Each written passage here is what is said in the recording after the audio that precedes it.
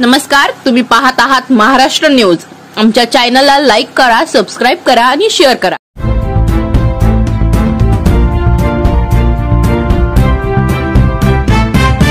भारतीय हवामान विभागाने बृहमुंबई क्षेत्रासाठी आज दिनांक 19 ऑगस्ट 2025 दिलेल्या अतिमुसळधार पावसाचा इशारा रेड अलर्ट आणि सातत्याने कोसळत असलेल्या जोरदार पावसाच्या पार्श्वभूमीवर राज्याचे कौशल्य, रोजगार, उद्योजकता व नाविन्यता मंत्री तथा मुंबई उपनगर जिल्हा सहपालकमंत्री श्री मंगल प्रभात लोढा यांनी बृहमुंबई महानगरपालिका मुख्यालयातील आपत्कालीन नियंत्रण कक्षात आज भेट दिली आणि मुंबईतील पावसाच्या स्थितीचा आढावा घेतला।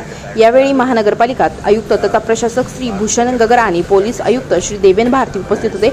CSMT ठाणे लोकल सेवा पूर्णपणे बंद, हार्बर व पश्चिम मार्गावरील गाड्यांचा खोळंबा, रेल्वे स्थानकावर प्रचंड गर्दी।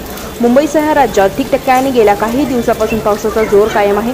अनेक ठिकाणी ढगफुटी सदृश्य पावसामुळे जनजीवन विस्कळीत झाले असून नदी नाल्यांना आलेल्या पुरामुळे विदर्भातील काही गावांचा संपर्क तुटला आहे। दरम्यान हवामान विभागाने मंगळवारी देखील 19 ऑगस्ट अतिमुसळधार पावसाचा इशारा दिला असून मुंबईसह ठाणे, पालघर आणि रायगड या जिल्ह्यांमध्ये मुसळधार पाऊस कोसळणार असल्याचा अंदाज वर्तवला जात असून दुसऱ्या बाजूला रात्रभर पावसाची रिपरिप चालू असून मुंबईकरांची लाईफलाईन म्हणून ओळखली जाणारी लोकल रेल्वे सेवा खोळंबली आहे।